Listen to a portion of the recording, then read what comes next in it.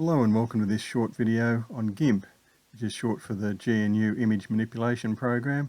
And it's probably the best alternative to Photoshop as far as free software goes. Anyway, I've got a GIMP window here. I can drag in an image, in this case a polyhedron of mine. I'll just keep the original.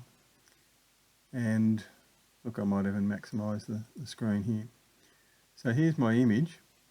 Now it might be that I want to cut out this background. It's a fairly crinkled old sheet that I had under the model.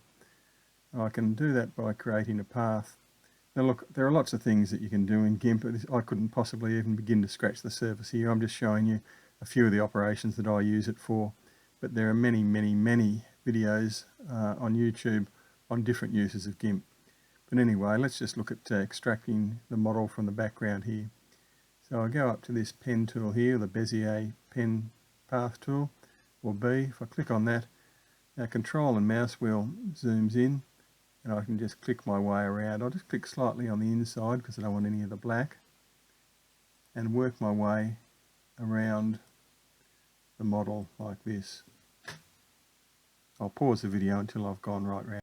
Now as I get to the final point, if I hold down control and click that, I'll close the path. I'll zoom out, and there I have the path round the model. I'm using control and mouse wheel, holding the mouse wheel down to pan around. Okay, now you might see over here, selection from path. If I click that, it creates a selection.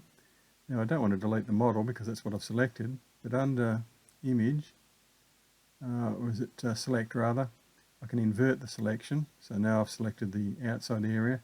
If I click delete, it does remove it.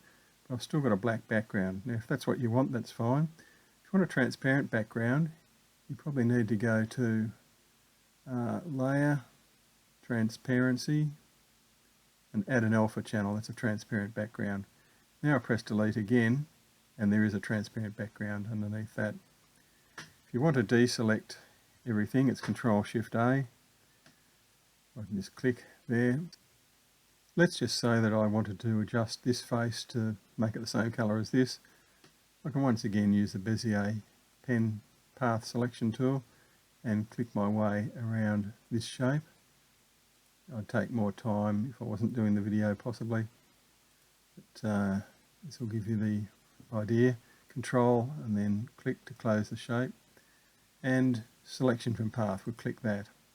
Now here's the current colour on my foreground painting colour. But if you want to make sure it's the same as this one, let's select the eyedropper tool and click the eyedropper, and it puts that colour in there. You probably didn't see anything change because I've done it before. Okay, now with this selection still here, I can go to the bucket tool. There's the colour that's going to be used from the bucket.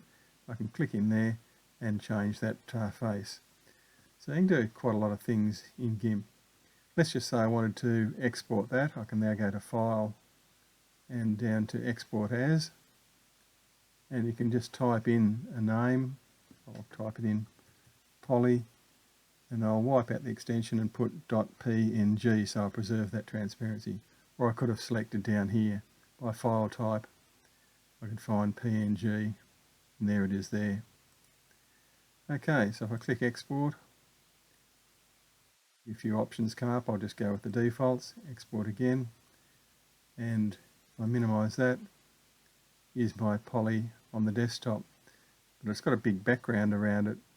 So what I'll go back and do is in GIMP, control and zoom out. I don't need all this space, so I just use the rectangle select tool there and drag out this selection, and then go from under image,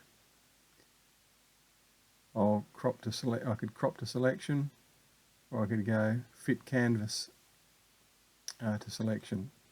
Yeah, that's it. Now if I go to File and Export As, I'll do the same thing again. It's already set to PNG. I'll replace what I had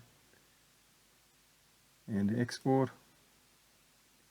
Now if I minimise, you'll see here's that image on the desktop. If I double click, it'll open in my image viewer, which is faster, and there's the clear background. I can double click on that, and there's the shape, and you can see there's that dark face. Maybe I shouldn't have edited that, but I showed you how you can do that. Alright, hope that's of some use to you, but GIMP has many more things that it can do, and you can tutor yourself by looking at YouTube videos to find out specialised uses of it. But it is a very powerful program and I recommend it. As always, thanks for watching.